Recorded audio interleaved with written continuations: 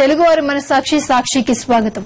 మాట్లాడుకోవడానికైనా చర్చించుకోవడానికైనా భావాలను పంచుకోవాలన్నా లేక మనసులు కలబోసుకోవాలన్నా ఓ వేదిక కావాలి. ప్రపంచ దేశాల్లో ఉన్న తెలుగువారందరి కోసం తెలుగువారి మనసాక్షి సాక్షి అందిస్తున్న కానుక ఈ వేదిక.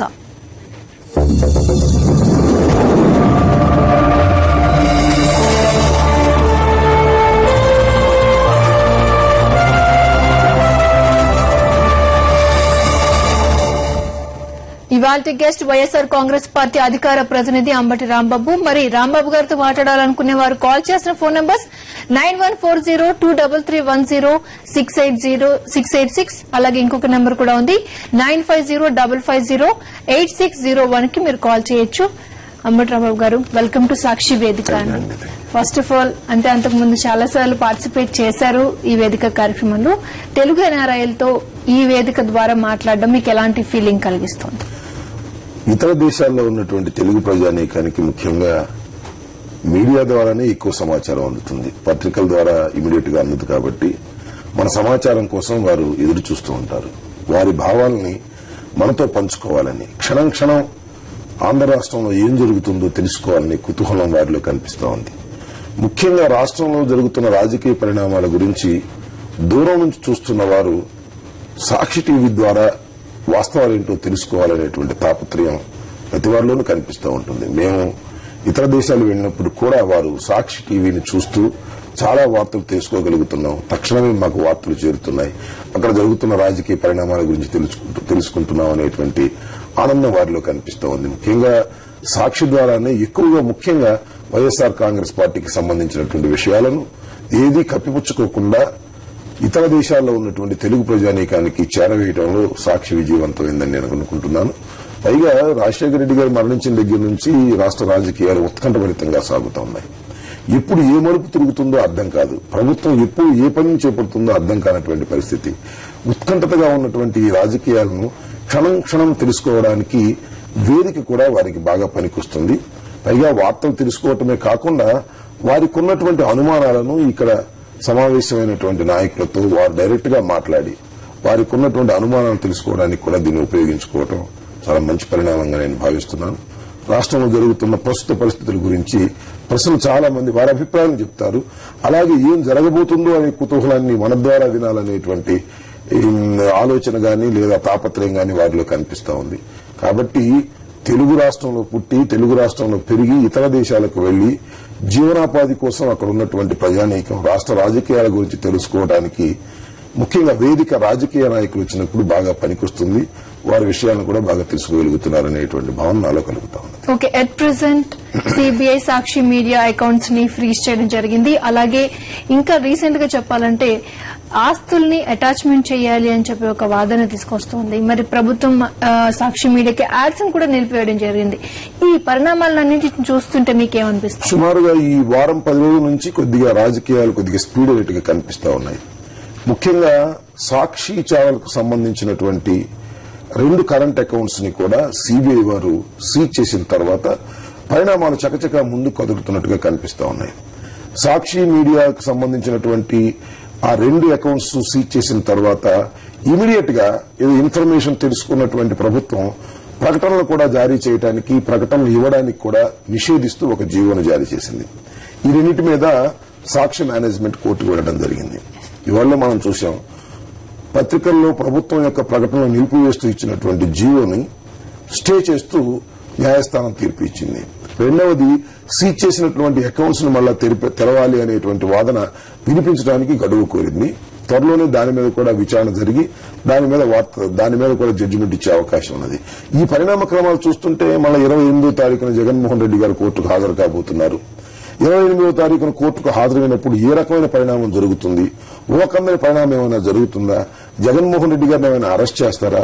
లేకపోతే జగన్మోహన్ రెడ్డి గారిని ఊరినే ప్రజెంట్ అయ్యి వెనక్కి పంపిస్తారా? లేక జగన్మోహన్ రెడ్డి గారు అటెండ్ అవుతారా? లేక ఆయన న్యాయవాది అటెండ్ అవుతారా అనేటువంటి ఒక చర్చ. ఇవన్నీ కూడా దూరంగా ఉన్నటువంటి తెలుగు ప్రజానీకానికి ఏం జరగబోతుంది అనేటువంటి భావన కలుగుతూ ఉంటుంది. సహజంగా మన ద్వారా తెలుసుకోవాలని వారి కుతూహలం కూడా కలుగుతుంది. మరి ఇప్పుడు వచ్చిన కోర్టు స్టే కానివ్వండి, సాక్షి మీడియాపై నల్ల జీవో ఏదైతే ఉందో దాని నిలుపుదల అంటే ఎలాంటి సంకేతాన్ని ఇస్తోంది? ఖచ్చితంగా ప్రభుత్వం ఒక జీవోని ఇష్యూ చేసింది. ఈ జీవో చాలా అర్ధంతరంగా అర్ధరాత్రి పూట సుమారుగా 11 దాటిన తర్వాత జీవోగా సంతకం చేయడానికి ముఖ్యమంత్రి గారు గాని లేదా మంత్రివర్గం గాని దాని నిర్ణయం చేయటం, తర్వాత వెలువట్టం చూస్తే చాలా హర్రీబరీగా ఎట్టి పరిస్థితుల్లోనూ ఇలాగ సీజ్ చేశారు కాబట్టి అకౌంట్స్ మన ప్రకటన కూడా ఇవ్వకపోతే ఆర్థికంగా సాక్షి దెబ్బతింటుంది, తద్వారా సాక్షి మేనేజ్మెంట్ కూడా నడపలేనటువంటి పరిస్థితి వస్తుందని ఒక భ్రమ వారిలో కలిగింది. కానీ సాక్షిని అలా నడపకోకుండా పారిపోయేటటువంటి తత్వం జగన్మోహన్ రెడ్డి గారికి ఉందని నేను అనుకోను. ఖచ్చితంగా సాక్షిని ఎన్ని ఇబ్బందులు వచ్చినా కూడా దాన్ని నడపాలనేటువంటి దృక్పథంతో ఆయన ఉన్నారు. కారణం ఏంటంటే ప్రజలు ప్రేమిస్తున్నటువంటి సాక్షి ఛానల్. అంతేకాకుండా మనం సాక్షి పత్రికను చూసినప్పుడు సాక్షి పత్రిక ప్రారంభించిన తర్వాత అది 2వ అతిపెద్ద సర్క్యులేషన్ ఉన్న పత్రికగా ప్రజల్లోకి వెళ్ళింది. చాలా పత్రికలు వచ్చాయి కానీ 2వ అతిపెద్ద పత్రికగా ఏర్పడినటువంటి పత్రిక ఇది. రెండో దానికి మొదటి దానికి మధ్య చాలా తక్కువ వ్యత్యాసం ఉన్నది. అంత ప్రజాదరణ పొందినటువంటి పత్రికల్ని మూసివేయడం ద్వారా జగన్మోహన్ రెడ్డి గారి వాయిస్ ను గాని లేదా వైఎస్ఆర్ కాంగ్రెస్ పార్టీ నుంచి జరుగుతున్న విషయాలను గాని ప్రజలకు చేరవేయడానికి ఈ ఉన్నటువంటి అడ్డంకిని తొలగించే ప్రయత్నం ఈ కాంగ్రెస్ పార్టీ గాని ప్రభుత్వం గాని చేయడం చాలా దురదృష్టకరం. దీనిలో మొదటిది ఇంకా న్యాయస్థానాల్లో ఉన్నప్పటికీ 2వ జీవోని రద్దు చేయడం వల్ల అర్థమవుతుంది ఏంటంటే ప్రభుత్వం ఒక తొందరపాటు నిర్ణయం తీసుకున్నది, ఒక కక్ష సాధింపు చర్యలో భాగంగానే తీసుకున్నది తప్ప ఇది న్యాయపరంగా తీసుకున్నటువంటి నిర్ణయం కాదు. ఇది సాక్షి ఛానల్ ని అలాగే సాక్షి పత్రికని జగన్మోహన్ రెడ్డి గారిని టార్గెట్ చేస్తూ జరుగుతున్నటువంటి జీవోలు విడుదల కార్యక్రమం అనేటువంటి భావన ఇవాళ మేము ఎంత ప్రచారం చేసినప్పటికీ కూడా కోర్టు ఆదేశించిన తర్వాత దాన్ని అందరూ కూడా నమ్మేటటువంటి పరిస్థితి ఉంది. దాని మీద ఇంకా అప్పీలుకు వెళ్తారా లేకపోతే 16వ తారీఖు లోపల కౌంటర్ ఫైల్ చేసి వాదిస్తారనే అంశాన్ని మనం చూడవలసినటువంటి అవసరం ఉంది. ఏది ఏమైనా న్యాయస్థానాల మీద పూర్తి విశ్వాసంతో ముందు కదులుతున్నటువంటి ఈ సమాజంలో తప్పనిసరిగా న్యాయం గెలుస్తుంది, ధర్మం గెలుస్తుంది అనేటువంటి భావన వైఎస్ఆర్ కాంగ్రెస్ పార్టీలో ఉంది, ప్రజాస్వామ్యవాదుల్లో ఉంది. అలాగే పత్రికా స్వేచ్ఛ కోరుకుంటున్నటువంటి అశేష మీడియా పీపుల్ అందరూ కూడా వాస్తవాలు ప్రజలకు చేరవేసే పత్రికను మూయడానికి చేసే ప్రయత్నం తప్పనిసరిగా ఫలించదు అనేటువంటి భావన కూడా కలుగుతా ఉంది. మరి first of all Vijayasai Reddy గారిని అరెస్ట్ చేశారు, దాని తర్వాత ఇప్పుడు నిమ్మగడ్డ ప్రసాద్. అసలు ఈ సిబిఐ ధోరణి చూస్తుంటే అంటే ప్రభుత్వం కానివ్వండి సిబిఐ కక్ష సాధింపు చర్యలకే పాల్పడుతున్నారు అని మనం అర్థం చేసుకోవచ్చా? ఖచ్చితంగా అండి. ఎందుకంటే దీనిలో ఒక సున్నితమైన అంశం ఉంది. 26 జీవోలు ఇష్యూ చేసిన దానికి క్విట్ ప్రోకో వర్తిస్తుందా లేదా దాని మీద విచారణ జరపవలసిందిగా సిబిఐని కోర్టు వారు ఆదేశించారు. 26 జీవోలు ఇష్యూ చేసింది ఎవరు? ప్రభుత్వం ఇష్యూ చేసింది. ఆ ప్రభుత్వం ఇష్యూ చేసినటువంటి ప్రభుత్వం 2వసారి మళ్ళీ అధికారంలోకి వచ్చింది. రాజశేఖర రెడ్డి గారు లేకపోవచ్చు కానీ ఆ జీవోలు ఇష్యూ చేసినటువంటి శాఖకు సంబంధించినటువంటి మంత్రులు ఇప్పటికీ మంత్రివర్గంలో ఉన్నారు. ఆ ఇష్యూ చేసినటువంటి జీవోలు ఇష్యూ చేసినటువంటి ఐఏఎస్ ఆఫీసర్లు ఉన్నారు. వారి మీద మాత్రం ఏ విధమైన చర్య గాని వారిని విచారణ గాని జరిగేటటువంటి అవకాశం కనిపించడం లేదు. కనిపించకపోవడం వల్లనే ఒక న్యాయవాది సుప్రీంకోర్టుకు వెళ్లి వీరి మీద కూడా విచారణ జరిపించాలి అంటే సుప్రీంకోర్టు సానుకూలంగా స్పందించి మీరు ఎందుకు విచారణ చేయరు అని సిబిఐకి వారికి కూడా నోటీసులు ఇస్తే ఒక తంతు నడుపుతా ఉన్నారు. ఇవాళ చేస్తారా చేయరా అర్థం కాదు, పిలుస్తున్నారు, శుతిమెత్తగా అడుగుతున్నారు, పంపిస్తున్నారు. కానీ ఆ 26 జీవోల విషయం మాట్లాడరు. ఆ 26 జీవో ఇష్యూ చేసినటువంటి 6 మంత్రులు మాట్లాడరు, 8 మంది ఐఏఎస్ ఆఫీసర్ల గురించి మాట్లాడరు. కానీ సాక్షిలో పెట్టుబడులు వచ్చాయి కాబట్టి సాక్షిని సీజ్ చేస్తా ఉంటున్నారు. ఓకే, సాక్షిని సీజ్ చేసినప్పుడు లేదా సాక్షి అకౌంట్ సీజ్ చేసినప్పుడు ఇది కేవలం ఆరోపణలు మాత్రమే కదా, ఇవేమి వాస్తవాలు అని ఇంకా కోర్టు ధృవీకరించినటువంటి దశ. మరి మంత్రులు జీవోలు ఇష్యూ చేశారు కదా, మరి వారిని కూడా మంత్రి పదవి నుంచి తప్పించాలి కదా. కనీసం వారికి నైతిక విలువలు తెలిసింటే వారు రాజీనామా చేయాలి. ఒకవేళ వారు రాజీనామా చేయకపోతే ఈ ముఖ్యమంత్రి గారు వారిని తొలగించాలి. వారిని తొలగించరు. కానీ సాక్షికి సంబంధించినటువంటి అకౌంట్స్ మాత్రం సీజ్ చేస్తారు. సాక్షి ఇవ్వాల్సినటువంటి ప్రకటనలు మాత్రం ఇవ్వకోకుండా ఉంటారు, లేదా అటాచ్మెంట్ చేస్తా ఉంటారు. అటాచ్మెంట్ చేసి సాక్షి పత్రిక సీజ్ చేసి ఆ అకౌంట్ సీజ్ చేసి అదేవిధంగా ప్రకటన రద్దు చేయడం ద్వారా ఒక భయకంపితమైన వాతావరణాన్ని జగన్మోహన్ రెడ్డి గారి చుట్టూరా ఏర్పరిచి ఏదో జరగబోతుందని సంకేతాలు పంపడం ద్వారా ఈ 18 నియోజకవర్గాల ఎన్నికల్లో వారు కొంత మేరకు లబ్ది పొందాలనేటువంటి ఒక ఆలోచన. కానీ లబ్ది పొందుతారని నేను అనుకోను. ఖచ్చితంగా లబ్ది పొందకపోగా దీనిలో జగన్మోహన్ రెడ్డి గారి లబ్ది పొందే అవకాశం ఉంది. ఓకే, మనకి ఫస్ట్ కాలర్ రెడీగా ఉన్నారండి. సౌదీ నుంచి మెహబూబ్ పాషా గారు కాల్ చేస్తున్నారు, చెప్పండి. నమస్కారం మేడం. నమస్తే అండి, మనతో అంబటి రాంబాబు గారు ఉన్నారు, మాట్లాడండి. చెప్పండి మహబూబ్ పాషా గారు. నమస్కారం సార్. నమస్తే, చెప్పండి. సార్ నేను జగన్మోహన్ రెడ్డి పార్టీ వాళ్ళము. ఓకే. వీళ్ళు చేస్తున్న కుతంత్రాలు చూస్తుంటే జగన్మోహన్ రెడ్డి ఏమో చేయాలని చెప్పి చూస్తున్నారు వీళ్ళు.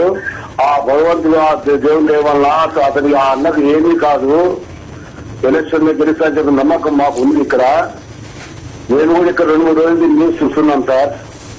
చాలా బాధ కలుగుతాను సార్. వాళ్ళు చేస్తా అంటే ఎక్కడ లేని కుటుంబం అతన్ని ఏమో చేయాలని చూస్తున్నారు. అయినా కూడా ఆ దేవుడు అతనికి ఏ మాత్రము ద్రోహం చేయాలని నమ్మకం మాకు ఉంది సార్. ఇక్కడ మహబూబ్ పాషా గారు, మీరు సౌదీ నుంచి మాట్లాడుతున్నారు. మీరు అన్ని వార్తలు పత్రికా ఛానల్స్ ద్వారా, పత్రికల ద్వారా మీరు తెలుసుకుంటున్నారు. ఒకటి మాత్రం వాస్తవం, చాలా అన్యాయంగా అక్రమంగా జగన్మోహన్ రెడ్డి గారిని కార్నర్ చేయాలని, చక్రబంధంలో ఇరికించాలని కాంగ్రెస్ పార్టీ, తెలుగుదేశం పనిచేస్తున్నాయి. దానికి సిబిఐ తోడ్పాటుగా ఉన్నది. అయినా మీరు ఇందాక అన్నట్టుగా పైన భగవంతులు అందరూ చూస్తున్నారు, అంతేకాకుండా ప్రజలు కూడా చూస్తున్నారు. కాబట్టి దీనిలో వారు ఏదనుకుంటున్నారో అది ఖచ్చితంగా జరగదు. ఖచ్చితంగా జగన్మోహన్ రెడ్డి గారికి, వైఎస్ఆర్ కాంగ్రెస్ పార్టీకి అనుకూలమైన పరిణామాలు మాత్రమే జరుగుతాయి రాబోయే కాలంలో. అందువల్ల మీరు గాని మేము గాని ఎవ్వరూ అధైర్యపడవలసిన అవసరం లేదు. మరింత కసిగా మనం పనిచేయవలసినటువంటి అవసరం ఉన్నది. పార్టీ నిలబెట్టుకోవడం కోసం మరింత కసిగా మనం పనిచేయడం ద్వారా పార్టీని మరింత పటిష్టవంతమైనటువంటి దిశగా తీసుకుపోవాల్సినటువంటి అవసరం కూడా ఉందని నేను భావిస్తా ఉన్నానండి. Okay, next caller Sanjeev Reddy గారు కాల్ చేస్తున్నారండి సింగపూర్ నుంచి. సంజీవ్ రెడ్డి గారు. హలో సంజీవ్ రెడ్డి గారు చెప్పండి. హలో రాంబాబు గారు చెప్పండి సంజీవ్ రెడ్డి గారు. నేను సింగపూర్ నుంచి అండి. మాది రాయచోటి నియోజకవర్గం. చెప్పండి సంజీవ్ రెడ్డి గారు. మా చిన్నమండ్యం దగ్గర ఊరండి. నేను 3 క్వశ్చన్లు అడుగుతాను. ఫస్ట్ వాటికి మీరు కరెక్ట్ గా సమాధానం చెప్పండి. నేను ఫ్యాన్ వైఎస్ఆర్ కు. ఓకే. ఎంత జరుగుతా ఉంటే వాడు తులసిరెడ్డి అనేవాడు ఎక్కడి నుంచి వచ్చాడు, వాడు ఏ పంచుల కింద ఉన్నాడు, ఫస్ట్ ఏ పార్టీలో ఉన్నాడు వాడికి ఏం తెలుసు. ఒక గల్లీలో కూడా 4 ఓట్లు రావు వాడికి. వాడు మా జగన్ గురించి మాట్లాడతాడు. ఏంటి వాడు ఆ విషయము? అమర్యాదగా మాట్లాడద్దు కానీ మన సంజీవ్ రెడ్డి గారు, తులసిరెడ్డి గారి సంగతి అంతా తెలుసు. తులసిరెడ్డి గారు సహజంగానే ఆయనకి ఏదో 20 సూత్రాల అమలు కమిటీ చైర్మన్ గా ఇచ్చారు కాబట్టి ప్రభుత్వానికి అనుకూలంగా మాట్లాడుతా ఉన్నారు. జగన్మోహన్ రెడ్డి గారి గురించి, రాజశేఖర రెడ్డి గారి గురించి నిరంతరం విమర్శ చేస్తూ ఉన్నారు. కేవలం పదవి కోసం ఈ ప్రభుత్వాన్ని అంటిపెట్టుకున్నటువంటి వ్యక్తిగా ఆయన పనిగా ఆయన చేస్తున్నాడు. చేయని ఆయన మాటలు మీరే కాదు, సింగపూర్ లో ఉన్న మీరే కాదు, కడపలో ఉన్న ఆయన సొంత నియోజకవర్గంలో, ఆయన సొంత ఊర్లో ఉన్నటువంటి ప్రజలు కూడా నమ్మేటటువంటి పరిస్థితి లేదు. కాబట్టి పెద్దగా దాని గురించి ఆలోచించవలసిన అవసరం ఉందని నేను అనుకోవడం లేదు. ఓకే, రమేష్ గారు కాల్ చేస్తున్నారండి న్యూ జెర్సీ నుంచి. రమేష్ గారు. నమస్తే అండి, అంబాటి రాంబాబు గారు. నమస్తే రమేష్ గారు, చెప్పండి. Sir, first of all I want to congratulate you. ఎందుకంటే మీరు స్టార్టింగ్ నుంచి జగన్ గారితో పాటు ఉన్నారు. Thank you. And one more thing ఏంటంటే ఐ హావ్ 2 క్వశ్చన్స్ అండి. ఫస్ట్ ఆఫ్ ఆల్ మీరు చెప్పేది ఏదైనా కూడా ప్రజలకి స్పష్టంగా సూటిగా వెళ్తుందండి. అదే వేరే నాయకులు చెప్తే అది వెళ్ళదండి. దయచేసి మీరు ఎట్టి పరిస్థితుల్లో జగన్ గారు వెంటనే ఉండాలని నేను కోరుకుంటున్నానండి. మీ స్టేట్మెంట్ కానీ ఏదైనా కానీ చాలా క్లారిటీగా, చాలా ఎవరికైనా అర్థమయ్యేటట్టు ఉంటుంది. దయచేసి ఎలాంటి ఫ్యూచర్ లో ఎలాంటి ప్రలోభాలకు లోన్ కాకుండా జగన్ గారితో ఉండాలని. అండ్ కమింగ్ టు క్వశ్చన్స్, ఇప్పుడు మామూలుగా 18 ఎలక్షన్స్ ఉన్నాయి కదండి. 18 ఎలక్షన్స్ లో మీరు ఎన్ని గెలుస్తాయనుకున్నారు? అండ్ సెకండ్ క్వశ్చన్ వచ్చేసి, ఫస్ట్ ఆఫ్ ఆల్ జగన్ గారు వచ్చేసి ఈవెన్ 2004 to 2009 ఈవెన్ సర్పంచ్ కాదు, ఎమ్మెల్యే కాదు, ఎంపీ కాదు. జీవో అంటే అందరికీ తెలిసిన విషయం. జీవో అంటూ పాస్ చేస్తే క్యాబినెట్ ఒక వన్స్ క్రెడిట్ అలాట్ చేయాలన్నా కూడా క్యాబినెట్ అప్రూవ్ చేయాలి. అట్లాంటిది ఒకవేళ క్యాబినెట్ చేస్తే first of all cabinet ministry Rajasekhar గారు లేరు కాబట్టి క్యాబినెట్ మినిస్ట్రీ ఉంది కాబట్టి క్యాబినెట్ మినిస్ట్రీని చేయకుండా నెక్స్ట్ ఎందుకు ఇలా చేస్తున్నారు? ఒకవేళ చేస్తే క్యాబినెట్ మినిస్ట్రీని ఇన్వెస్టిగేట్ చేసిన తర్వాత ఏమైనా ఉంటే లాస్ట్ కు ఇన్వెస్టర్స్ తర్వాత జగన్ గారు ఉంటుంది. కానీ జగన్ గారిని ఫస్ట్ చేయడం అనేది నిజంగా ఇది ప్రజల్లోకి తీసుకెళ్లాలని, డోర్ టు డోర్ తీసుకెళ్లాలని మీరు అడిగిన 3 ప్రశ్నలకి నేను సమాధానం చెప్తానండి. ఒకటి, చాలా మంది కాలర్స్ మాట్లాడేటప్పుడు ఫోన్లో రాంబాబు గారు గాని లేకపోతే నేను గాని మరొకరు గాని మాట్లాడుతున్నప్పుడు చాలా మంది దయచేసి మీరు జగన్మోహన్ రెడ్డిని విడిచి వెళ్ళకండి, ఆయనకు అండగా ఉండండి అని చాలా మంది చెప్తున్నారు. కారణం ఏంటంటే చాలా మంది జగన్మోహన్ రెడ్డి గారి వెంట నడిచిన వారిని కాంగ్రెస్ పార్టీ ప్రలోభాలు పెట్టి వెనక్కి లాక్కోవడానికి ప్రయత్నం చేస్తున్న దశ కాబట్టి దయచేసి మీరు ఏ ప్రలోభాలకి లొంగవద్దు అని చెప్పేసి మీరు రిక్వెస్ట్ చేస్తున్నారు. ఏ ప్రలోభాలకి లొంగటానికి సిద్దపడి వచ్చినటువంటి వ్యక్తులము కాదు. రాజశేఖర రెడ్డి గారి కుటుంబంతో ప్రేమాభిమానాలతో వచ్చినటువంటి వ్యక్తులం కాబట్టి కడకంటూ కూడా జగన్మోహన్ రెడ్డి వెంట నడుస్తున్నాం. రెండో ప్రశ్న మీరు అడిగింది ఈ 18 సీట్లు ఎన్ని గెలుస్తామనేది. నేను మనవి చేస్తున్నానండి, 18 సీట్లు మనం గెలవబోతున్నాం, దానిలో ఏ విధమైనటువంటి సందేహం లేదు. మూడో అంశం ఏంటంటే 26 జీవోలు ఇష్యూ చేసినటువంటి మంత్రులు కానీ లేదా ఐఏఎస్ అధికారులు కానీ ఇప్పుడు కూడా ఆ 26 జీవోలు తప్పైనప్పుడు మాత్రమే ఆ 26 జీవోల వలన లబ్ది పొందిన వారు ఎవరికైనా లంచం ఇస్తారు. వారు చెప్పేది అదే కదా. ఆ జీవోల వల్ల లబ్ది పొందిన వారు జగన్మోహన్ రెడ్డి గారి కంపెనీల్లో వారు పెట్టుబడులు పెట్టారు అని న్యాయపరంగా చట్టపరంగా ఆ జీవోలు వెలువడినప్పుడు ఎవరైనా ఎందుకు పెట్టుబడులు పెడతారు అంటే జీవోల్లోనే అవకతవకలు జరిగి ఉండాలి. జీవోలు అవకతవకలు జరిగి ఉంటే జీవోలు ఇష్యూ చేసిన వారిని వదిలేశారు, జీవోలు ఇష్యూ చేసిన మంత్రుల్ని వదిలేశారు. జీవోలో అవకతవకలు జరగకపోతే అసలు పెట్టుబడులు పెట్టేటటువంటి ప్రశ్న ఎందుకు ఉద్భవిస్తుంది? క్విట్ ప్రోకో అనేది అక్కడ ఉద్భవించదు. కేవలం సిబిఐ విచారణ జరుగుతున్నది కేవలం జగన్మోహన్ రెడ్డి గారిని వేధించడానికి, జగన్మోహన్ రెడ్డి గారిని లొంగ తీసుకోవడానికి మాత్రమే జరుగుతున్నది. దీనికి మీకు ఒక్క ఉదాహరణ చెప్పి నేను మీ ప్రశ్నలను ముగిస్తాను. జగన్మోహన్ రెడ్డి గారి మీద కేసు వేసినప్పుడు లేదా 26 జీవోల మీద కేసు వేసినప్పుడు శంకరరావు గారు వేసినప్పుడు ప్రభుత్వం కనీసం కౌంటర్ కూడా ఫైల్ చేయనటువంటి దశ. అంటే కౌంటర్ ఫైల్ చేస్తే ఆర్గ్యుమెంట్ చెప్పవలసి వస్తుందని తొందరగానే జడ్జిమెంట్ ఇప్పించడం కోసం ప్రయత్నం చేసిన దుర్మార్గమైన కార్యక్రమానికి కాంగ్రెస్ ప్రభుత్వం తోడ్పడింది. అందువల్ల ఇవన్నీ కూడా ఉల్లిపొట్టులాగా భవిష్యత్ కాలంలో తేలిపోతాయని ప్రజలకు అర్థమవుతాయని నేను భావిస్తున్నాను. నెక్స్ట్ కాలర్ రెడీగా ఉన్నారని సుమన్ గారు కాల్ చేస్తున్నారు లండన్ నుంచి. సుమన్ గారు. హలో, గుడ్ ఈవినింగ్ అండి. నా పేరు సుమన్ అండి. గుడ్ ఈవినింగ్ అని చెప్పండి. అమ్మటి రాంబాబు గారికి గుడ్ ఈవినింగ్ అండి. గుడ్ ఈవినింగ్ సుమన్ గారు, చెప్పండి. యాక్చువల్ గా నేను I was trying from last 1 week, కానీ ఈ రోజు మీతో లైన్ కలవడానికి చాలా ఆనందంగా ఉందండి. ముఖ్యంగా మీకు నేను చాలా కృతజ్ఞతలు తెలియజేస్తున్నాను. ఎందుకంటే జగన్మోహన్ గారి వెంట ఉండుకుంటూ మీరు ముందరికి సాగుతున్న తీరుని బట్టి మీకు నేను చాలా కృతజ్ఞతలు తెలియజేస్తున్నాను. ఇంకొక మూడు విషయాలు చెప్పదలుచుకున్నానండి నేను. చెప్పండి. ఫస్ట్ పాయింట్ ఏంటంటే ఈ రాష్ట్రంలో కాంగ్రెస్ పార్టీ చేస్తున్న ఏవైతే తీసుకుంటున్న నిర్ణయాలు కానీ ప్రజలందరూ చూస్తున్నారు. ముఖ్యంగా మేము అందరం చెప్పని నుండి జగన్మోహన్ రెడ్డి గారికి సపోర్ట్ గా ఉన్నాం. మేము సాక్షికి కూడా డైలీ చూస్తాం కదా, సాక్షి పట్ల మీరు చేస్తున్నది ఎటువంటి న్యాయం కాదని ఇప్పుడు ఈ ప్రోగ్రామ్ ద్వారా నేను సీఎం గాని అని తెలుగు కాంగ్రెస్ పార్టీ గారిని అడుగుతున్నాం. ఎందుకంటే ఒక ప్రజానికంలో డెమోక్రటిక్ కంట్రీలో ఇలా చేయడం సభ్యత కాదు. ఇంకొక రెండో విషయం ఏంటంటే కొన్ని ఛానల్స్ TV9 కానీ వేరే కానీ సపోర్ట్ చేస్తున్నాయి. ఏదైతే ABN ఉందో ఇవి యాంటీగా తిరుగుతాయి. ఫర్ ఎగ్జాంపుల్ ఇప్పుడు తమిళనాడు అనే రాష్ట్రంలో తీసుకుంటే ఒక జయలలిత పార్టీ ఉన్నప్పుడు ఇంకో సీఎం కి పడవడం, ఇట్లా ఒకసారి అరెస్ట్ చేసుకోవడం చాలా విషయాలు మేము చూస్తున్నాం. సో రేపు ఇంకొక పార్టీ వచ్చినప్పుడు వీళ్ళకి ఇదే పరిస్థితి కాదని గ్యారంటీ ఏమిటి? Every dog has a day.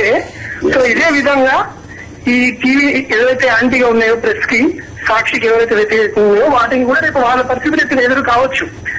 So ఇటువంటి సమయంలో జగన్మోహన్ రెడ్డికి యాంటీ ఉండడం పద్ధతి కాదు. ఇంకోటి ఏంటంటే కాంగ్రెస్ పార్టీ చేస్తున్న పని ప్రతి ఒక్కరు కూడా చూస్తున్నాం. ఎందుకంటే ఒక రోజు వైఎస్ఆర్ రాజశేఖర రెడ్డి చనిపోయినప్పుడు ఆంధ్రప్రదేశ్ లో ప్రతి ఒక్క కుటుంబంలో కన్నీరు వార్చిండ్రు. అదే పరిస్థితి ఇంకా ఏ లీడర్కి వచ్చినా ఈ రోజు వచ్చే పరిస్థితి లేదు. సో మొన్న సాక్షి మీద తీసుకున్న నిర్ణయం ఏదైనా జరిగిందో మళ్ళీ ప్రతి ఒక్కరు మా బాధతను వ్యక్తం చేస్తున్నారు. ఇప్పుడు ఇండియాలో కానీ ఇక్కడ కూడా మేము కూడా వ్యక్తం చేస్తున్నాము. సో ఒక్క విషయం ఏంటంటే వచ్చే 18 ఎలక్షన్ సీట్స్ లో కాంగ్రెస్ ఓడిపోవడం ఖాయము. వైఎస్ జగన్ కావాలని మేము కోరుకుంటూ ప్రేయర్ దేవుని కూడా మేము ఎప్పటికి ప్రేయర్ చేస్తున్నాం. We are always supporting Sakshi and Jaganmohan Reddy garu. Thank you Sumanth గారు, దానిలో ఎలాంటి సందేహం లేదు. మీరు ఇందాక చెప్పినట్టుగా ఏ ప్రజాస్వామ్య దేశంలోనూ ఇలాంటివి జరగవు. ప్రజాస్వామ్య దేశంలోనే కాదు, నిరంకుశ రాజ్యాల్లో కూడా ఇలా పత్రికా స్వేచ్ఛను గొంతు నొక్కి దారుణంగా సిగ్గు విడిసి దారుణంగా చేసినటువంటి సంఘటనలు కూడా చరిత్రలో చాలా తక్కువ ఉన్నాయి. ఇది ఒక పెద్ద ప్రజాస్వామ్య దేశం అని చాలా గర్వంగా మనం చెప్పుకుంటాం. భారత రాజ్యాంగంలో కూడా మనం చెప్పుకునేది ఏంటంటే ఇంత పెద్ద ప్రజాస్వామ్య దేశం ప్రపంచంలో ఎక్కడా లేదని మనం చెప్పుకుంటాం. అలాంటి ప్రజాస్వామ్య దేశంలో ఒక పత్రికని లేదా ఒక పార్టీ నాయకుడిని ఎన్ని ఇబ్బందులు పెడుతున్నారో మనం చూస్తున్నాం. న్యాయమైన వ్యవస్థలున్నాయే, స్పీకర్ వ్యవస్థ గాని, సిబిఐ ఎంక్వైరీ వ్యవస్థ గాని, శాసనసభ గాని, వీటన్నిటినీ భ్రష్టు పట్టించేంచి ఏదో ఒక విధంగా జగన్మోహన్ రెడ్డిని నొక్కాలనేటువంటి దారుణమైన ప్రయత్నం ఇవాళ ఢిల్లీ నుంచి హైదరాబాద్ వరకు జరుగుతా ఉన్నది. ఇవన్నీ మీరు ఇందాక అన్నట్టుగా మీరందరూ గమనిస్తున్నారు. మీరే కాదు, ఆంధ్ర రాష్ట్రంలో ఉన్నటువంటి ప్రతి పౌరుడు దీన్ని గమనిస్తున్నాడు. ఇది అన్యాయం అని ముక్కు మీద వేలు వేసుకుంటున్నాడు. కానీ బయటకు వచ్చి బహిరంగంగా అరవకపోవచ్చు. కానీ ప్రజాస్వామ్యంలో చివరికి ఏంటంటే జరిగేది ఓటు వేసినప్పుడు ఖచ్చితంగా తన అభిప్రాయాన్ని చాలా స్పష్టంగా చెప్పబోతున్నాడు. రేపు జరిగే 18 ఎన్నికలే కాదు, భవిష్యత్తులో వచ్చే ఎన్నికల్లో కూడా కాంగ్రెస్ పార్టీకి, తెలుగుదేశానికి డిపాజిట్లు రాకుండా పోయేటటువంటి పరిస్థితిని వారే కొని తెచ్చుకుంటున్నారు.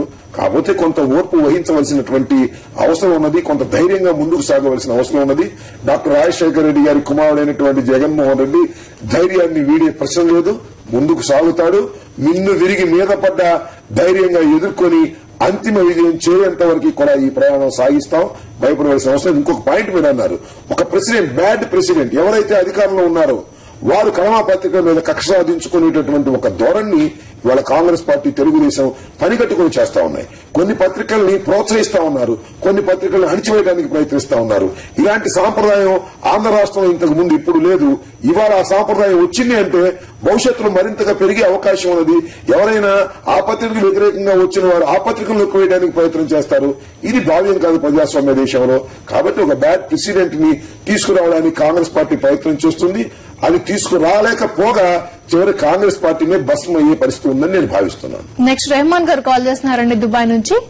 రెహమాన్ గారు చెప్పండి. రెహమాన్ గారు కాల్ కట్ అయిపోయినట్టుందండి. అలాగే మే 28న అసలు ఏం జరగబోతోంది? కొన్ని ఛానల్స్ కానివ్వండి, కొన్ని పత్రికలు ఊదరగొడుతున్నాయి, జగన్ ని అరెస్ట్ చేయబోతున్నారు, అది ఇది అని చెప్పేసి అసలు ఏం జరగబోతోంది? ఎప్పుడో నోటీసు ఇవ్వబోతున్నారు, ఇచ్చారు అనేటువంటి వార్తలు వెలువడిన దగ్గర నుంచి ముఖ్యంగా ఆంధ్రజ్యోతి, ఈనాడు జగన్మోహన్ రెడ్డిని 28వ తారీఖున అరెస్ట్ చేయబోతున్నారా అనే ఒక కథనాలు నడిపారు. వారంతా వారే నడిపారు. అరెస్ట్ చేయబోతున్నారనేటువంటి సంకేతాలు కూడా పంపడానికి ప్రయత్నం చేశారు. పెద్ద పెద్ద బ్యానర్లు కట్టారు. Next target Jaganmohan Reddy, Nimmagadda Prasad arrest చేసిన తర్వాత జగన్మోహన్ రెడ్డి గారిని అరెస్ట్ చేయబోతున్నారు అనేటువంటి కార్టూన్లు కూడా వేసి తాము రాక్షసానందాన్ని పొందినటువంటి పత్రికలున్నాయి. నేను మనవి చేస్తున్నా, తర్వాత మొన్న ఎమ్మిగనూరులో జగన్మోహన్ రెడ్డి గారికి నోటీస్ ఇచ్చారు సిబిఐ వారు తీసుకువెళ్లి. దానిలో ఏమనుంది? మీరు కాని మీ తరపున న్యాయవాది గాని వచ్చి కోర్టులో హాజరు కమ్మన్నారు. అంటే ఆయన హాజరు కాకుండా ఉండటం కూడా ఆయన తీసుకోవచ్చు ఛాయిస్ గా. అంటే న్యాయవాది వెళ్తే న్యాయవాదిని అరెస్ట్ చేస్తారా? చేయలేరు కదా.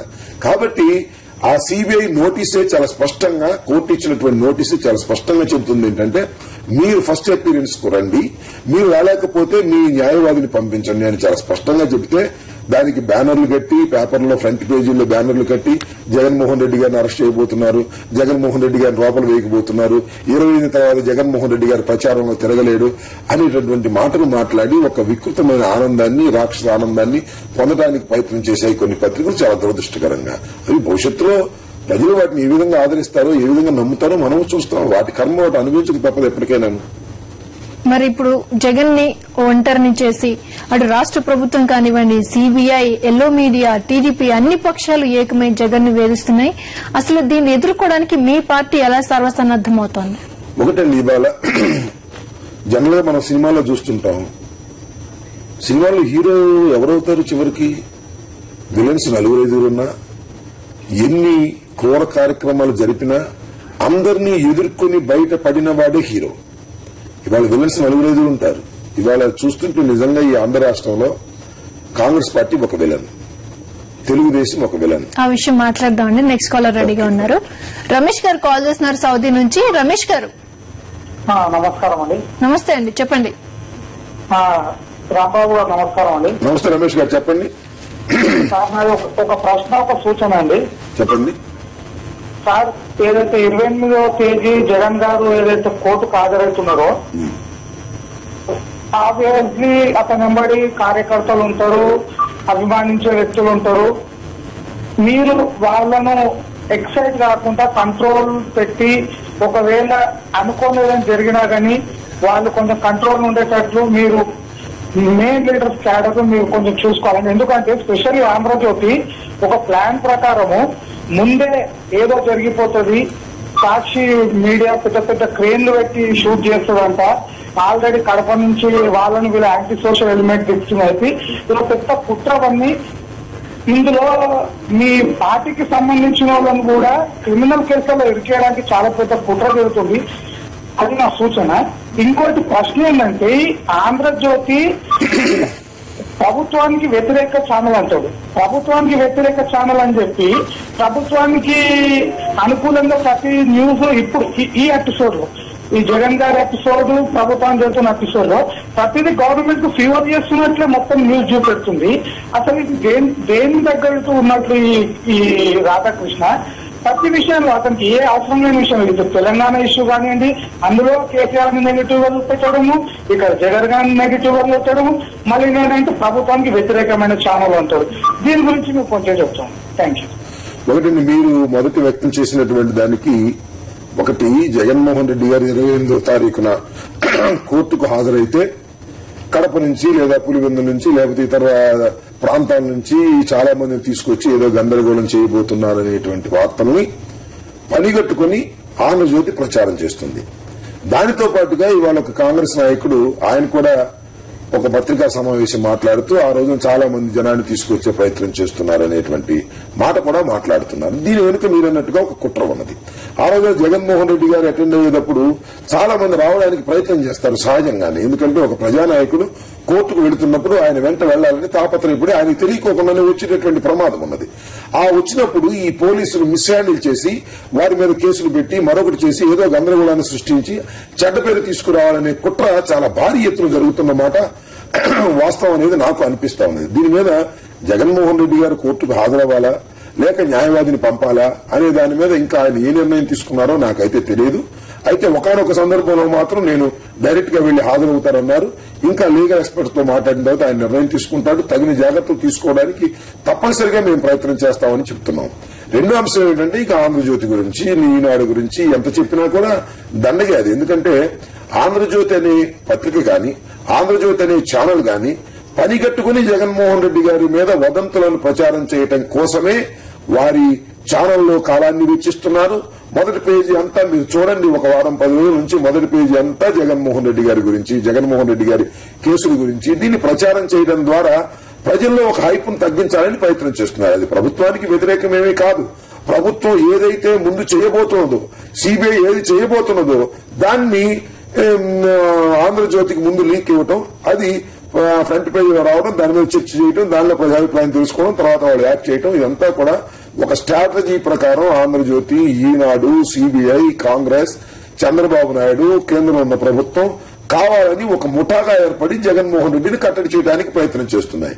ఒక వ్యక్తిని కట్టడి చేయడానికి ఇన్ని సంస్థలు, ఇన్ని ప్రభుత్వాలు, ఇంత ప్రతిపక్ష నాయకులు ఏకమవుతున్నాడంటే ఆ వ్యక్తి ఎంత బలవంతుడో ప్రజల్లో మనం చెప్పకనే అర్థమవుతుంది. కాబట్టి ప్రజాబలం ఉన్నంత వరకు వైఎస్ఆర్ కాంగ్రెస్ పార్టీని కూడా ఎవరు ఏమి చేయలేరు. రవిశంకర్ గారు కాల్ చేస్తున్నారండి కువైట్ నుంచి. రవిశంకర్ గారు రవిశంకర్ గారు చెప్పండి. బాగున్నామని చెప్పండి. హలో చెప్పండి రవిశంకర్ గారు. నమస్తే సార్. నమస్తే చెప్పండి. నేను కువైట్ నుంచి మాట్లాడుతున్నా. రవిశంకరాచారి. రవిశంకర్ గారు చెప్పండి. ఇప్పుడు చిరంజీవి వచ్చేసి చిరంజీవి అభిమాని నేను. ఇప్పుడు వచ్చేసి చిరంజీవి రాజీనామా చేసిండు తిరుపతిలో. హలో చెప్పండి రవిశంకర్ గారు. హలో చెప్పండి రవిశంకర్ గారు.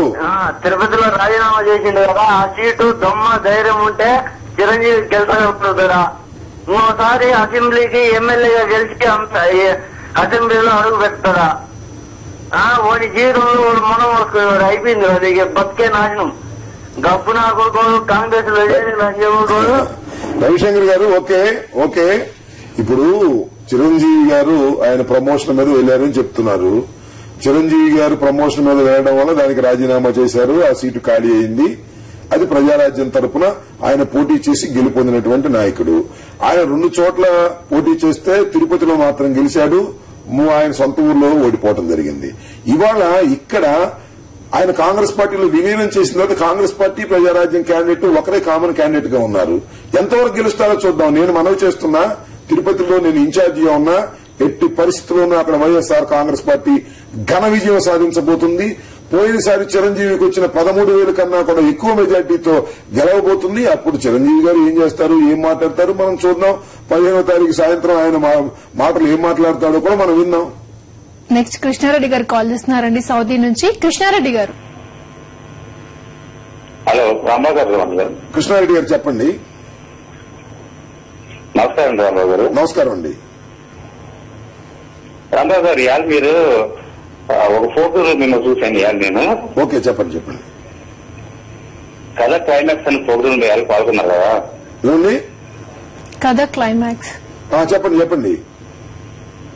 దాంట్లో మీ వాయిస్ బాగా డిఫరెన్స్ ఉందండి. అంటే మీరు ఈ ప్రాబ్లమ్స్ అన్ని చూసి కంగారు పడుతున్నారండి మీరు? నేను కంగారు పట్టడం ఏంటి కృష్ణారెడ్డి గారు? నేను రాత్రి అంతా ప్రయాణం చేసి వచ్చాను, ఎందుకంటే డల్గా ఉన్నాను. కానీ అలా కంగారు పట్టడం అనేది జరగని పని. దాని గురించి మీరేం ఆలోచించవలసిన అవసరం లేదు. కోల్పోద్దని మీరు ధైర్యం కోల్పోవద్దని చెప్పడానికి నేను వచ్చా. ఆ ధైర్యం నేను గాని, లేదా వైఎస్ఆర్ కాంగ్రెస్ పార్టీ శ్రేణులు గాని, జగన్మోహన్ రెడ్డి గారు గాని ఎవ్వరూ ధైర్యం కోల్పోయే ప్రశ్నే లేదు. 15వ తారీఖు వరకు కూడా వీళ్ళందరూ చేస్తున్నటువంటి కుప్పిగంతుల్ని మనం పరిశీలిద్దాం. 15వ తారీఖు సాయంత్రం వెలువడేటటువంటి ఫలితాలు చూసిన తరువాత వీరు ఏ విధంగా రియాక్ట్ అవుతారో మనం చూద్దాం తప్ప వారి గురించి భయపడే ప్రశ్న గాని, ఆలోచించే ప్రశ్న గాని లేదు కృష్ణారెడ్డి గారు.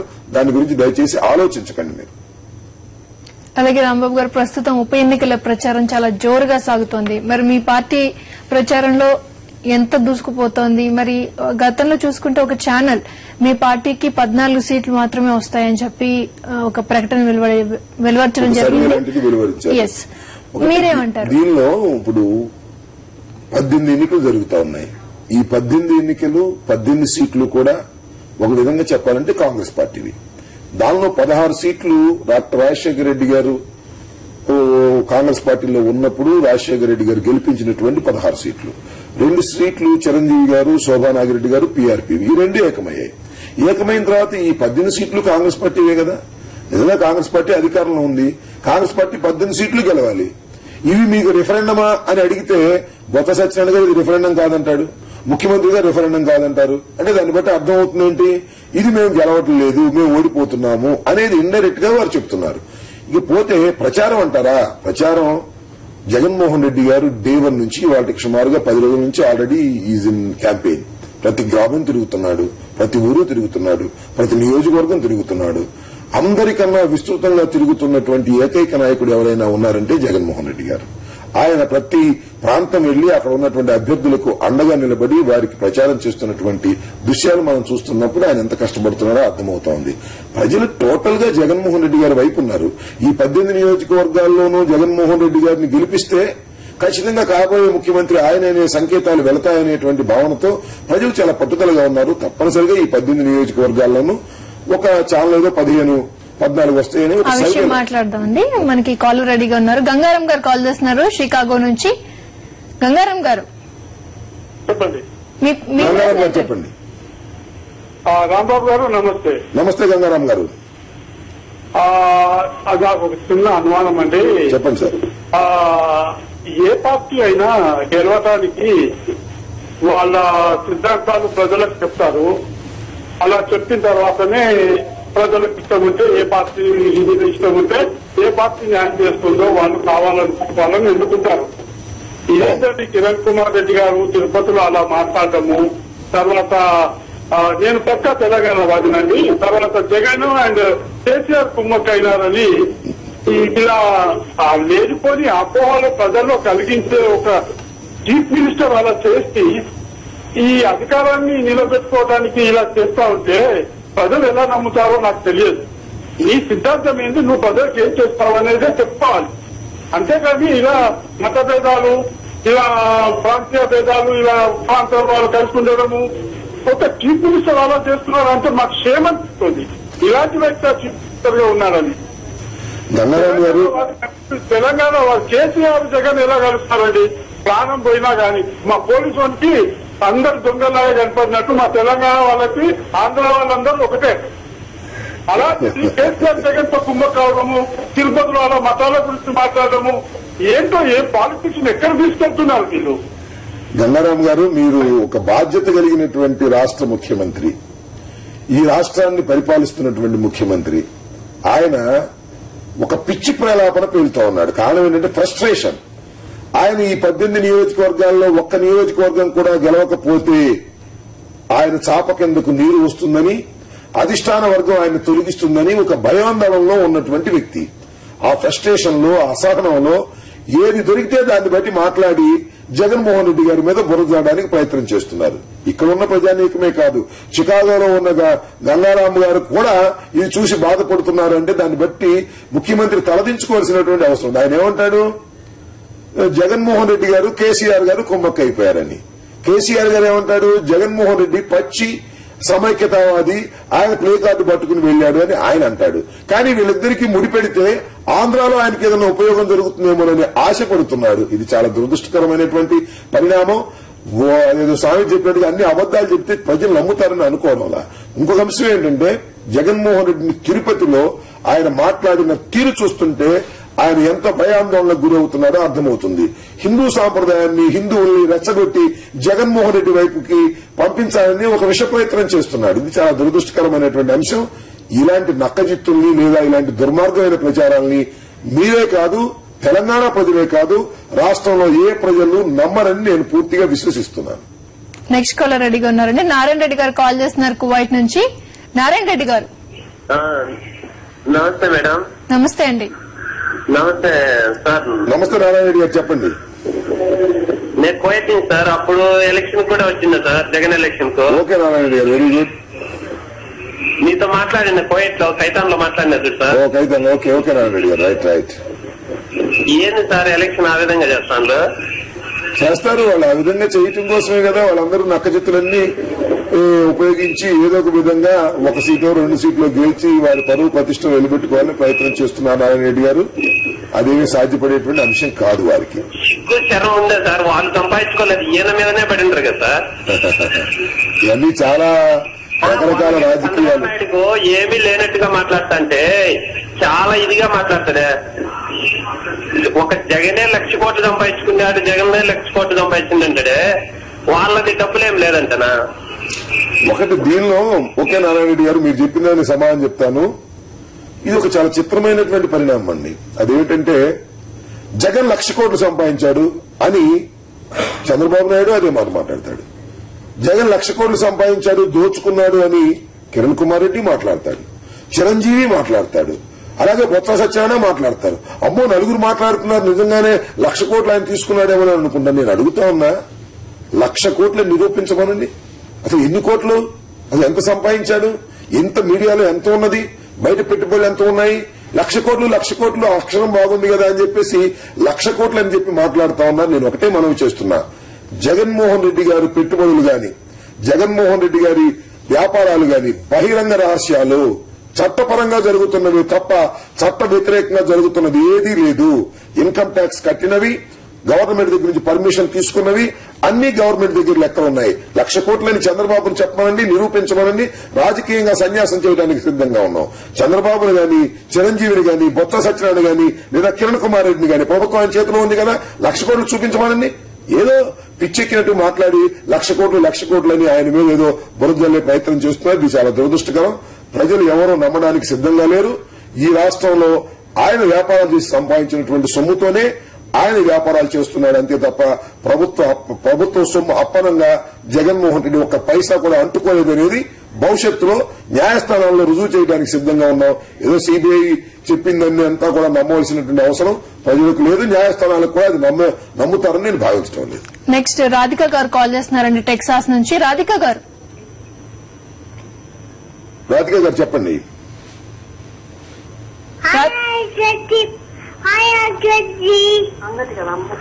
అమ్మకి హాయ్ చెప్పండి.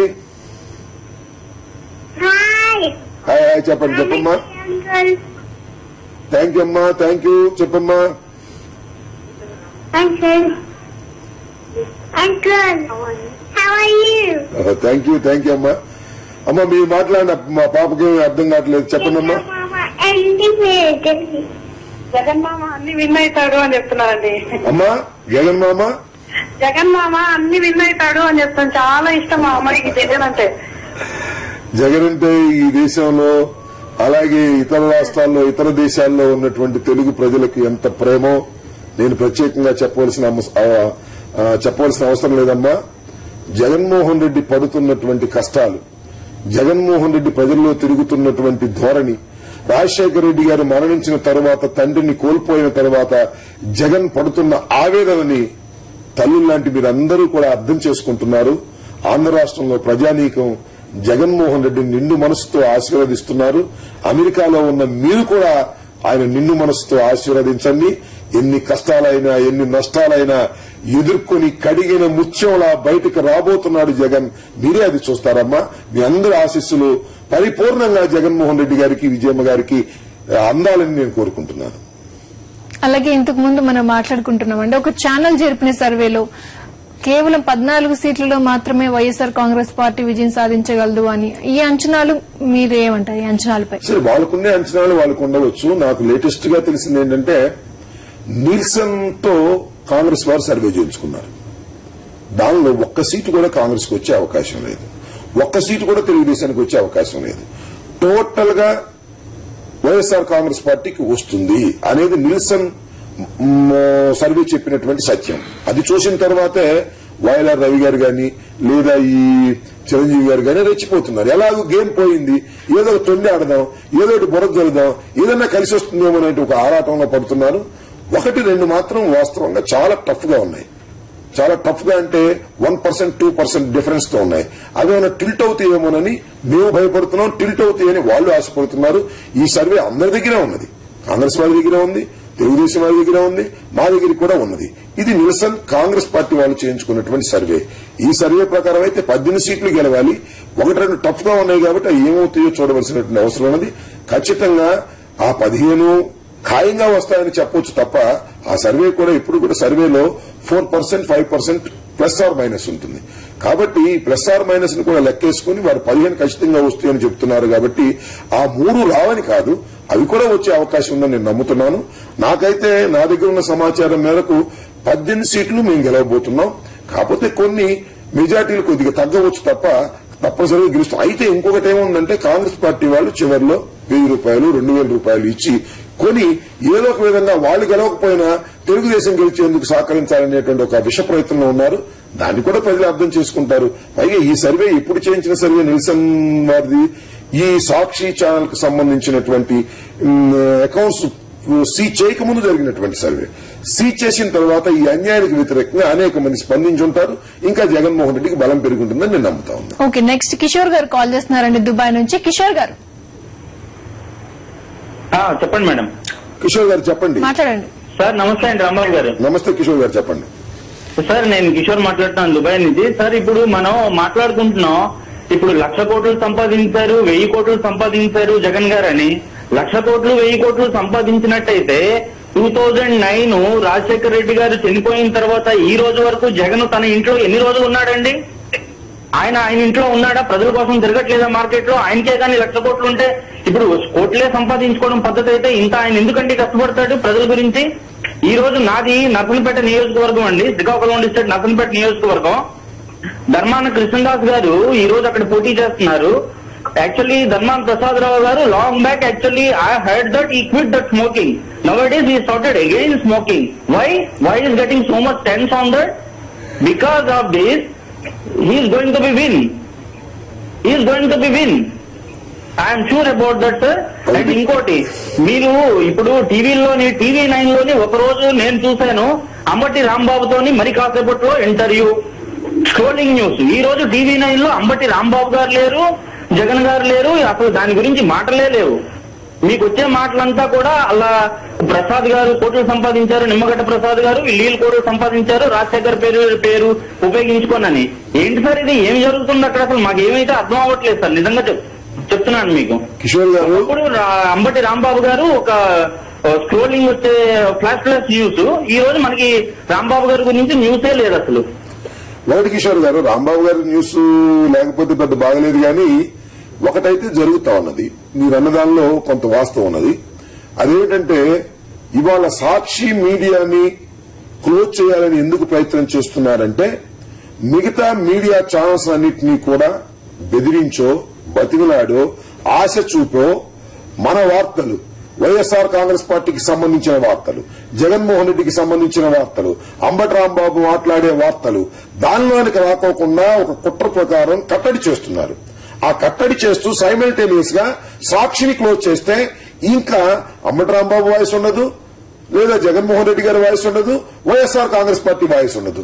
అప్పుడు మీకేమీ తెలిసే అవకాశం లేదు. కాబట్టి అవి చెప్పినటువంటి మిగతా ఛానల్ చెప్పినటువంటి అవాస్తవ ప్రచారాలను నమ్ముతారు. కాబట్టి కొంతమేరకు లబ్ది పొందగలుగుతారనేటువంటి ఒక దుష్ట ఆలోచనతో ఇవాళ కాంగ్రెస్ పార్టీ, తెలుగుదేశం ప్రయత్నం చేస్తున్నది. అందువల్లే కొన్ని ఛానల్స్ మీద వారు ఒక పట్టు సాధించిన మాట 100కి 100 వాస్తవం. అది టీవీనైనా, లేకపోతే ఎన్టీవీనా, లేకపోతే మరొకట అనేది నేను చెప్పను. కానీ టోటల్ గా ఎక్సెప్ట్ సాక్షి, కొన్ని 1-2 మినహా అన్నిటి మీద వారు పట్టు సాధించడానికి ప్రయత్నం చేస్తున్నారు. అక్కడ వారి వాయిస్ ని వినిపించడానికి ప్రయత్నం చేస్తున్నారు. ఇది ప్రజాస్వామ్యంలో, మీడియాలో జరుగుతున్నటువంటి కుట్ర. ఈ కుట్రను ఎదుర్కోవడం కోసమే సాక్షి ఉద్భవించింది ఆ రోజున డాక్టర్ రాజశేఖర్ రెడ్డి గారి ఆలోచన ప్రకారం. దానికోసమే నడుస్తున్నది, అలాగే నడుస్తుంది. ఖచ్చితంగా మీకు సాక్షి ఛానల్ ఎప్పటికప్పుడు వార్తలను మీకు అందిస్తున్నది, వాస్తవాలను అందిస్తున్నది. భయపడవలసిన అవసరం లేదు. భవిష్యత్తులో కూడా ఎవరు దీన్ని మోస్తారని, మూయించడానికి ప్రయత్నం చేసే వారందరూ కూడా వెనుదిరిగి పారిపోవలసింది మీలాంటి వ్యూవర్స్ అందరూ ఉన్నంతకాలం అనేది నేను ప్రగాఢంగా నమ్ముతున్నాను. రెండో విషయం అంటే 1,00,000 కోట్ల గురించి మాట్లాడుతూ ఉన్నారు. నేను ఇందాక చెప్పినట్టుగా 1,00,000 కోట్లు ఎక్కడున్నాయి, ఏమిటి? రైట్ రాయల్ గా ఆయన సంపాదించిన సొమ్మును బహిరంగంగా పెట్టుబడులు పెట్టి తప్ప ఎక్కడ మంచాల కిందో మరొక చోట దాచుకున్నటువంటి పైకం ఎక్కడా లేదే. రైట్ రాయల్ గా పెట్టుకున్నటువంటి పెట్టుబడులు, దాని మీద ఇవాళ క్విట్ ప్రోకో ఉందో లేదో విచారణ జరపమంటే సాక్షిని ముంచుతాం, జగన్మోహన్ రెడ్డి లోపలేస్తాం, రాజకీయంగా అణిచేస్తాం అనేటువంటి వక్రబుద్ధితో వ్యవహరిస్తున్నటువంటి వీరికి తగిన గుణపాఠం ప్రజాస్వామ్యంలో ప్రజలు చెప్తారు. హఫీజ్ గారు కాల్ చేస్తున్నారండి దుబాయ్ నుంచి. హఫీజ్ గారు. హలో హఫీజ్ గారు చెప్పండి. నమస్కారం సార్. నమస్కారం అండి. సార్ నాకు చిన్న ప్రశ్న. చెప్పండి సార్. ఇప్పుడు జగన్మోహన్ రెడ్డి గారి మీద సిబిఐ ఎంక్వైరీ ప్రతి ఒక్కటి చేస్తున్నారు కదా. అదే రాజశేఖర రెడ్డి పరిపాలన కంటే ముందు చంద్రబాబు నాయుడు గారు కానీ దానికంటే ముందు ఉన్న నాయకుల మీద, ముఖ్యమంత్రుల మీద కూడా ఒకసారి ఎంక్వైరీ చేయవచ్చు కదా సార్. వాళ్ళు పరిశ్రమలకి ఎలా ఇచ్చారు, రామోజీ ఫిలిం సిటీకి కానీ దాని గురించి ఎవరు ఎందుకు చేయడం లేదు? ఒకవేళ అలాంటి కేసులు కోర్టులోకి పోయినా కానీ స్టేలు తెచ్చుకుని వీళ్ళు ఎందుకు దాన్ని ఎంక్వైరీ లేకుండా చేస్తున్నారు? వీళ్లకు ధైర్యం లేదా వీళ్ళు చేశారా? ఇప్పుడు చంద్రబాబు నాయుడు గారు మాట్లాడితే స్టే తెచ్చుకుంటారు, మళ్ళీ పెద్దగా భాషణ ఇస్తా ఉంటారు సార్. వీళ్ళు ఎందుకు ఇలా చేస్తారు? వీళ్ళకు చిత్తశుద్ధి ఉందా లేదా? ఇవన్నీ మీరు అడిగిన దానిలోనే సమాధానం కూడా చెప్పారు. ఇవాళ చంద్రబాబు నాయుడు గారి మీద విజయమ్మ గారు కేసు వేస్తే రాష్ట్ర హైకోర్టు వీరి మీద విచారణ జరపమని చెప్తే ఆయనకి చెమటలు పెట్టాయి. సుప్రీంకోర్టుకు పంపించాడు, మళ్ళీ హైకోర్టులోకి వచ్చి స్టే తెచ్చుకోవడానికి ప్రయత్నం చేశాడు. నిజంగా ఆయన అంత నీతి నిజాయితీ పరుడైతే ఇవాళ చాలా గొప్పగా చెప్తున్నాడు కదా, జగన్మోహన్ రెడ్డి రాష్ట్రాన్ని దోచుకున్నాడు, రాజశేఖర రెడ్డి రాష్ట్రాన్ని దోచుకున్నాడని. ఆయన 9 సంవత్సరాల కాలంలో రాష్ట్రాన్ని దోచుకోకపోతేను న్యాయంగా పరిపాలన చేశాననే నమ్మకం ఉంటేను ఆయన కూడా ఇన్వైట్ చేయొచ్చు కదా సిబిఐని వాళ్ళు ఆయన సపోర్ట్ చేస్తున్నాడు. సిబిఐ ఎంక్వైరీ కూడా ఆయన మీద జరిగి ఉన్నట్టయితే వాస్తవాలు బయటకు వచ్చేది కదా. వాస్తవాలు బయటకు వస్తాయనే భయంతోనే ఆయన స్టే తెచ్చుకునేటువంటి కార్యక్రమానికి పాల్పడ్డాడు. మళ్ళా సుప్రీంకోర్టులో విజయమ్మ గారు వేశారు. దానికైనా ఇప్పటికైనా చిత్తశుద్ధి ఉంటే చంద్రబాబు నాయుడు గారికి సవాల్ చేస్తున్నా. ఆయన నేను దాని కౌంటర్ కూడా ఫైల్ చేయను, నా మీద సిబిఐ ఎంక్వైరీ మీద అడగమనండి, వాస్తవాలన్నీ బయటకు వస్తాయి. ఏ కాడికి జగన్మోహన్ రెడ్డి గారి మీద బురద జల్లే కార్యక్రమాలు తప్ప వారు మాత్రం చాలా పవిత్రులుగా ముద్ర వేసుకోవడానికి ప్రయత్నం చేస్తున్నా కూడా ప్రజలు ఎవరూ నమ్మరు. అలాగే ఇంతకు ముందు మీరు ఎన్నికల ప్రచారం గురించి మాట్లాడుతున్నారు. ఎన్నికల ప్రచారంలో మీ అనుభవాలు ఏంటండి? ఒకటండి, ఎక్కడికి వెళ్లినా కూడా సరే అభ్యర్థులు ఈ 18 నియోజకవర్గాల్లో 18 మంది అభ్యర్థులు నిలబడ్డా కూడా ఈ 18 మంది అభ్యర్థుల గురించి కూడా ప్రజలు ఆలోచించడం. మేమందరం కూడా జగన్మోహన్ రెడ్డి గారికి ఓటు వేస్తున్నాం. జగన్మోహన్ రెడ్డి గారిని ఇబ్బంది పెడుతున్నారు. జగన్మోహన్ రెడ్డి గారిని అణచాలని ప్రయత్నం చేస్తున్నారు. కాబట్టి జగనన్నను మనం గెలిపించాలంటే వీరికి ఓట్లు వేయాలనేటువంటి ఆలోచన. సహజంగానే ఎమ్మెల్యేలుంటే ఎమ్మెల్యేల మీద కొంత వ్యతిరేకత ఉంటుంది. రిజైన్ చేస్తున్న ఎమ్మెల్యేల మీద కూడా వ్యతిరేకత ఉంటుంది. కానీ మాకు ఎమ్మెల్యే నచ్చకపోయినా, అభ్యర్థి నచ్చకపోయినా మేము జగన్మోహన్ రెడ్డి గారికి ఓటు వేసి ఆయన్ని గెలిపించి ఈ 18 నియోజకవర్గాల్లో మా సత్తా ఏమిటో, జగన్మోహన్ రెడ్డి గారి సత్తా ఏమిటో, వైఎస్ఆర్ కాంగ్రెస్ పార్టీ సత్తా ఏమిటో మేము చూపిస్తామనేటువంటి భావన ప్రజల్లో కనిపిస్తా ఉన్నది. కాబట్టి ఇవాళ 18 ఎన్నికల్లోనూ జరిగేటటువంటి ఫలితాలు ఖచ్చితంగా జగన్మోహన్ రెడ్డి గారికి అనుకూలంగా ఉండే అవకాశం ఉంది. ఈ 18 నియోజకవర్గాల్లోనూ జగన్మోహన్ రెడ్డి గారికి సంబంధించినటువంటి వైఎస్ఆర్ కాంగ్రెస్ పార్టీ అభ్యర్థులు గెలిచిన తరువాత జరగబోయే పరిణామాలే కాంగ్రెస్ పార్టీకి, తెలుగుదేశానికి భయంకరంగా కనిపిస్తా ఉన్నాయి. ఆ విషయం గురించి కూడా మనం మాట్లాడదామండి. First of all next caller రెడీగా ఉన్నారు. విజయ్ కుమార్ గారు కాల్ చేస్తున్నారు కువైట్ నుంచి. విజయ్ కుమార్ గారు. సార్ రాంబాబు గారు నమస్కారం అండి. నమస్కారం విజయ్ కుమార్ గారు, చెప్పండి. సార్ ఇందాక చెప్పారు కదా మీరు, అయితే చంద్రబాబు రాజశేఖర రెడ్డి గారు పుట్టుకతోనే రాజవంశము ఎత్తాను. అయితే ఇంకోటి, చంద్రబాబు తిరుపతికి కాలేజ్ చేసే రోజుల్లో సైకిల్ మీద చేసినటువంటి వ్యక్తి ఈ రోజు సింగపూర్ హోటల్ ఉంది, జూబ్లీస్ లో ఇల్లు ఉంది, మరి బిడ్డనితో మామూలు వెళ్ళపట్టు వచ్చినటువంటి వ్యక్తి ఈరోజు న్యాయం గురించి అడుగుతున్నాడు. న్యాయం చెప్పాలి ఆయన. మరి సుప్రీంకోర్టులో చేసినటువంటి యాసిడ్ని ఆయన ఆమోదించినట్లయితే దీన్ని మీరు ఒక సాక్షి మీడియా ద్వారా కాకుండా ఇతర మీడియాల ద్వారా కూడా ఆయన ఒక సవాల్ చేసి చాలా బాగుంటుందని నన్ను. ఒకటండి, ఇప్పుడు విజయ్ కుమార్ గారు, సార్ చంద్రబాబు నాయుడు నీతిమంతుడట, రాజశేఖర రెడ్డి గారు అవినీతి పోడట, ఇది నమ్మాలని తెలుగుదేశం వారు ప్రచారం చేస్తున్నారు. మీరు ఇందాక చెప్పినట్టుగా చంద్రబాబు నాయుడు గారు ఆయన జీవితం ఏమిటి, ఆయన జీవితాన్ని ఎక్కడ ప్రారంభించాడు, ఆయన ఆర్థిక స్తోమత ఏమిటి, నేను ఇందాక ఒక ఛానల్లో చెప్పా. రాజశేఖర రెడ్డి గారు తండ్రి గారు రాజారెడ్డి గారు వెరైటీస్ గనులు ఆయనకున్నాయి. రాజశేఖర రెడ్డి గారు పుట్టే సమయానికి రాజశేఖర రెడ్డి గారు నిక్కర్లేసుకునే సమయంలోనే ఇన్కమ్ ట్యాక్స్ కట్టినటువంటి వ్యక్తి. ధనికుడు రాజశేఖర రెడ్డి గారు from the beginning. Up and down సహజంగా ఉంటాయి. కానీ చంద్రబాబు నాయుడు జీవితం అలా ప్రారంభం కాలేదు. చంద్రబాబు నాయుడు కేవలం 2 ఎకరాల భూమితో ప్రారంభమైనటువంటి చంద్రబాబు నాయుడు గారు, స్కాలర్షిప్ తో చదువుకున్నటువంటి చంద్రబాబు నాయుడు గారు, రాజశేఖర రెడ్డి గారి దగ్గర డబ్బులు తీసుకుని పాకెట్ మనీకి వినియోగించుకున్నటువంటి చంద్రబాబు నాయుడు గారు ముఖ్యమంత్రి అయిన తర్వాత, ఎన్టీ రామారావు గారు అల్లుడైన తర్వాత 1000 కోట్ల అధిపతి ఎలా అయ్యాడు? ఏమన్నా ఆయన దగ్గర అల్లావుద్దీన్ అద్భుద్దీన్ ఏమన్నా ఉన్నదా? 9 సంవత్సరాలు పరిపాలన చేసినటువంటి చంద్రబాబు నాయుడు గారు హెరిటేజ్ పెట్టాడు, సింగపూర్ లో హోటల్స్ కట్టుకున్నాడు, అనేక వ్యాపారాలు చేశాడు, అనేక ఆస్తులు కూడా పెట్టుకున్నాడు. ఇవన్నీ ఆయన కనిపించవు. కానీ జగన్మోహన్ రెడ్డి మాత్రం సాక్షి ఛానల్ పెడితేనో లేదా మరొకటి పెడితేనో అన్యాయంగా కనిపిస్తా ఉన్నది. ఆయన మొన్న ఒక మాట అన్నాడు, నేను సాక్షి ఛానల్ లాంటి దాన్ని నేను పెట్టలేకపోయానా, నేను పేపర్ పెట్టలేకపోయానా అని. ఆయన పేపర్ పెట్టవలసిన అవసరం ఏముంది? ఈనాడు, ఆంధ్రజ్యోతి ఆయన ఉన్నంతకాలం ఆయనకే డబ్బా కొట్టినప్పుడు ఇంకో ఛానల్ పెట్టవలసిన అవసరం గానీ, ఇంకొక పత్రిక నడపవలసిన గానీ అవసరం ఏమన్నది? ఈ మధ్యన మీకు తెలుసో తెలియదో, ఒకనొక ఛానల్ కి వాళ్ళ అబ్బాయిని ఇన్ఛార్జిగా పెట్టి నడపడానికి ప్రయత్నం చేస్తే చేతులు కాలే, నడపలేకపోయారు. చివరికి ఆ ఛానల్ వాళ్ళు బయటికి గెంటేసినటువంటి సందర్భాలు కూడా ఉన్నాయి. కాబట్టి ఇవన్నీ కూడా చంద్రబాబు నాయుడు పనిగట్టుకుని ప్రచారం చేస్తున్నాడు, అధికారంలోకి రావాలని తాపత్రయపడుతున్నాడు. ఇప్పుడు 2 సార్లు రాజశేఖర రెడ్డి గారి చేతిలో ఓడిపోయి చివరికి కొడుకు చేతిలో కూడా పరాభవం పొందడానికి సిద్దంగా ఉన్నాడు చంద్రబాబు నాయుడు. చంద్రబాబు నాయుడు తలకాయ కింద పైన కాళ్లు పెట్టి తపస్సు చేసినా ఈ రాష్ట్రంలో మరోసారి ముఖ్యమంత్రి అయ్యే అవకాశం లేదు. ఇది ప్రజా నిర్ణయం, మీరే చూడబోతున్నారు. ఇంతకు ముందు మీరు అన్నారు ఎన్నికల తర్వాత జరగబోయే పరిణామాలే టీడీపీని కాంగ్రెస్ లో వణుకు పుట్టిస్తున్నాయి. అసలు అంటే ఎన్నికల తర్వాత ఏం జరగబోతోంది? వలసలు జరుగుతాయని ఊహాగానాలు వస్తున్నాయి. మరి దీనిపై మీకు వలసలు జరగవచ్చు, రాజకీయాల్లో ముఖ్యంగా అధికార రాజకీయాల్లో వలసలు జరగవచ్చు. అయితే ఇక్కడ గమనించవలసింది ఏంటంటే పాలకపక్షం అలాగే ప్రతిపక్షం, పాలకపక్షం ప్రతిపక్షం ఈ 2 కూడా పోటీ చేస్తున్నాయి ఈ 18 నియోజకవర్గాల్లో. అధికారంలో ఉన్నటువంటి పార్టీకి 1 సీటు కూడా రాకోకుండా, ప్రధాన ప్రతిపక్షానికి 1 సీటు కూడా రాకోకుండా వైఎస్ఆర్ కాంగ్రెస్ పార్టీకి 18 సీట్లు గెలుచుకున్నాయి అనుకోండి. అనుకున్న తర్వాత ఇంకా పవర్ పాలిటిక్స్ లో అధికార రాజకీయాల్లో భవిష్యత్ అంతా ఎవరితో ఉందనుకుంటారు రాజకీయ నాయకులు? ఖచ్చితంగా జగన్మోహన్ రెడ్డి వెంట ఉన్న వారికే భవిష్యత్తు రాజకీయాలు ఉన్నాయని భావిస్తారు. కాబట్టి ఇంకా కాంగ్రెస్ లో ఉండటానికి, తెలుగుదేశంలో ఉండటానికి వారు సస్యంగా అంగీకరించరు. కారణం ఏంటంటే ఎన్నికలు కూడా సమీపిస్తా ఉన్నాయి. ఇప్పుడు దాకా వాళ్ళు ఎందుకున్నారు అంటే ఇంకా ఒక 5 సంవత్సరాల పాటు అధికారం ఉంటుందని భ్రమించారు ముందు కొత్తలో. తర్వాత అది 2 సంవత్సరాలకి 3 సంవత్సరాలకి పడిపోయింది. చంద్రబాబు నాయుడు గారితో ఏదో భవిష్యత్తు ఉందేమో, చంద్రబాబు నాయుడు గారు 2 సార్లు ఓడిపోయాడు, 3ఓసారి ముఖ్యమంత్రి అవుతాడేమో అని భ్రమించారు. ఆ భ్రమలన్నీ పోయిన తర్వాత ఇంకా కాంగ్రెస్ పార్టీలో, తెలుగుదేశంలో ఎవరుంటారు?